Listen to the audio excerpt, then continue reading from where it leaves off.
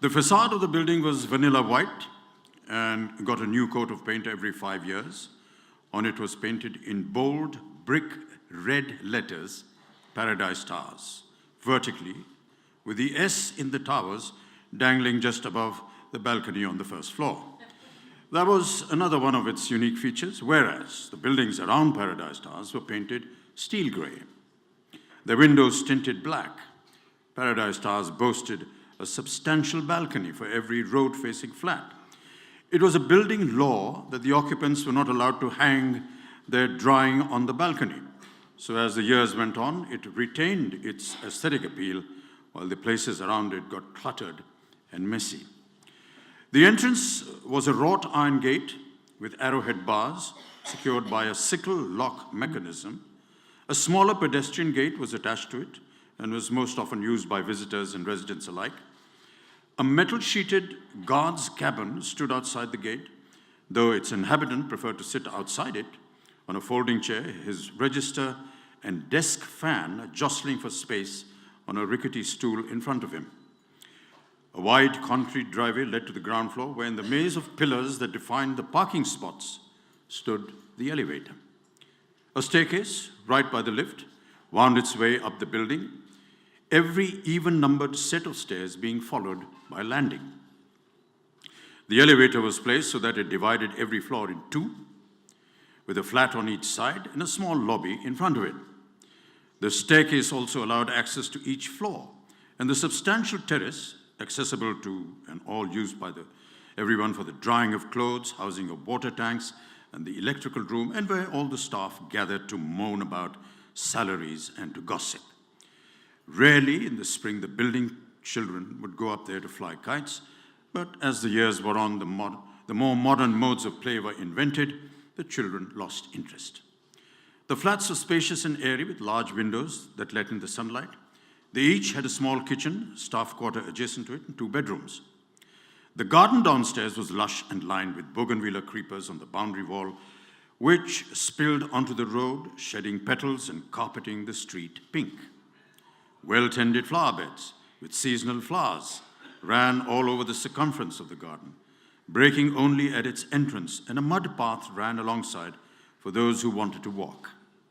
Palm trees flanked the driveway on one side, and there were talks of installing a water fountain, which was then scrapped in favor of leaving the driveway with a roundabout used for potted plants and a seating spot for the maids to keep an eye on their wards, who often played in the garden.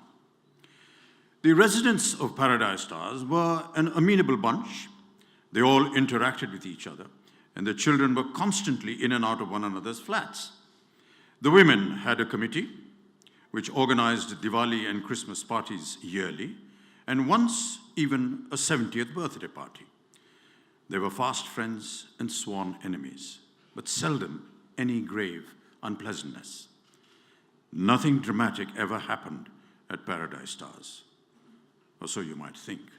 Of course, appearances can be very deceptive.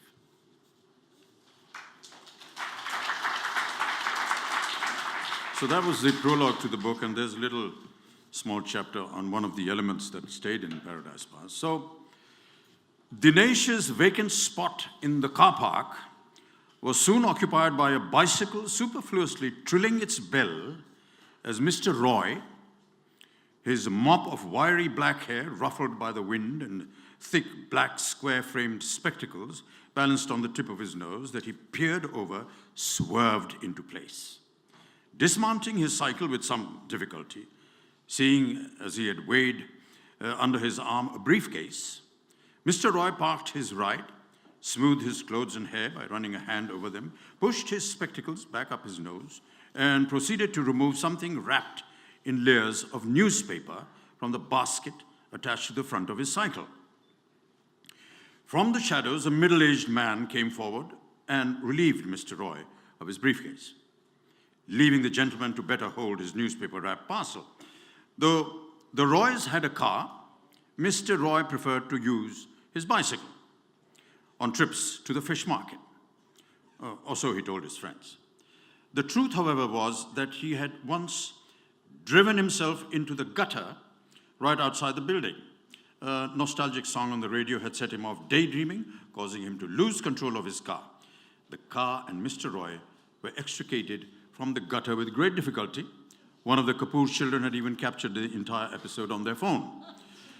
The car, though, sent for an overhaul, would always smell of rotting bananas every time the engine overheated.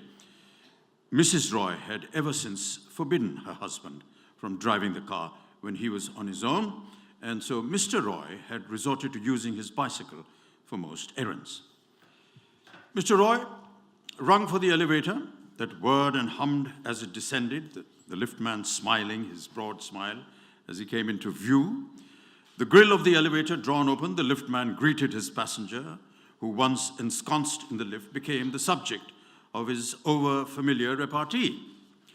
"Fresh fish for dinner today, Sabji?" he asked, eyeing the parcel that Mr. Roy was now cradling in his arms. Mr. Roy gave him a perfunctory smile that should have indicated to the liftman that he found his questioning impertinent, but in this case managed only to encourage him. "When I was in my village in Bihar," the liftman prattled on, "we knew many Bengali families. Nothing like homemade macher jol, Sabji. It had been an age since I have had the pleasure of eating such delicately prepared fish."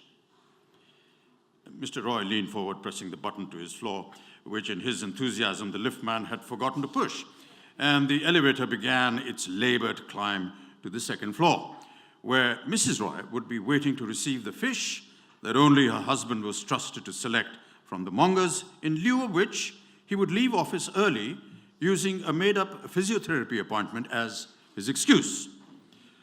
With a click and a jump, the elevator came to a halt on the fourth floor, where the middle-aged manservant, now divested of the briefcase, was waiting to open the elevator door and let his boss out. The minute he stepped onto the landing of the fourth floor, Mr. Roy's superior olfactory senses picked up the most divine aroma. Tilting his head backwards and flaring his nostrils, Mr. Roy shut his eyes, gave himself up entirely to the scent. He followed it as if in a trance, only to find his reverie broken when his nose smashed against the door of not his mighty establishment, but that of his neighbors, the Patels. Thank you.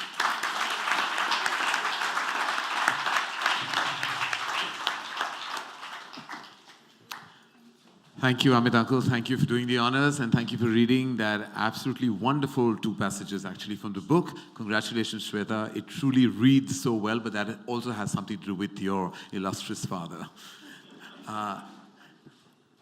I'm going to actually now turn the spotlight on Shweta and actually get her to do some talking about her journey, how it all happened. And for that, I would like to invite critic, a filmmaker, and an author himself, the very prolific Raja Sen.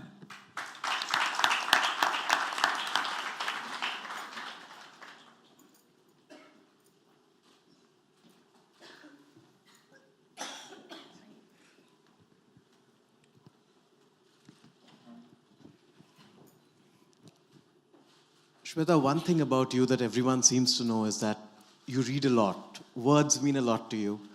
And so your first book, you're someone who does many things. You've been a columnist, you've just launched a fashion label. Your first book, how momentous is this occasion for you? Is it? Extremely, extremely momentous. I can hardly believe it.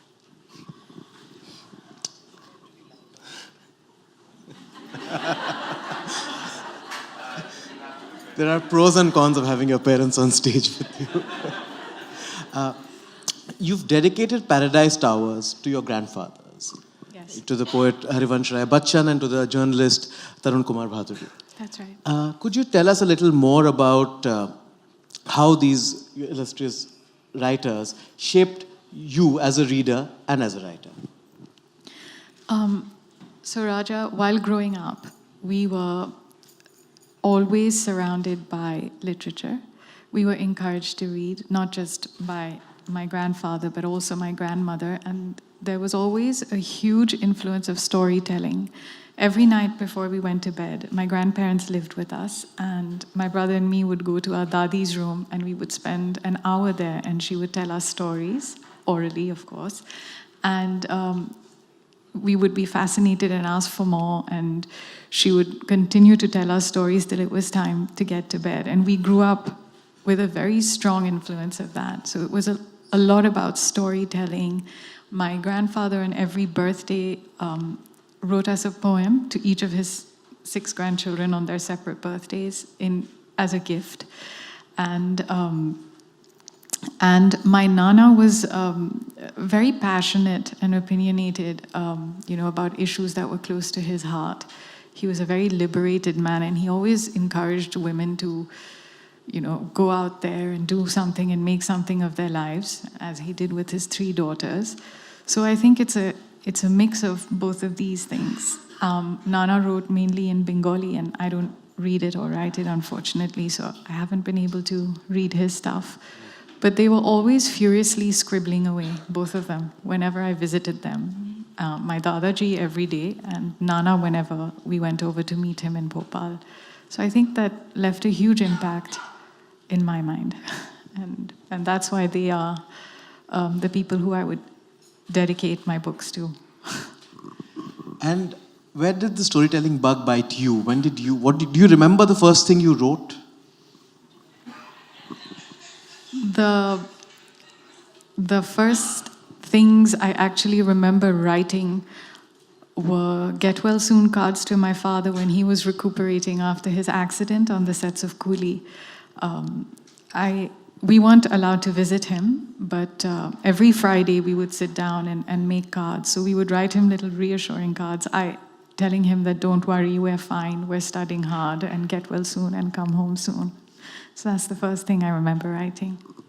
And the idea of storytelling, just getting into the fact that, did you enjoy writing from that point on?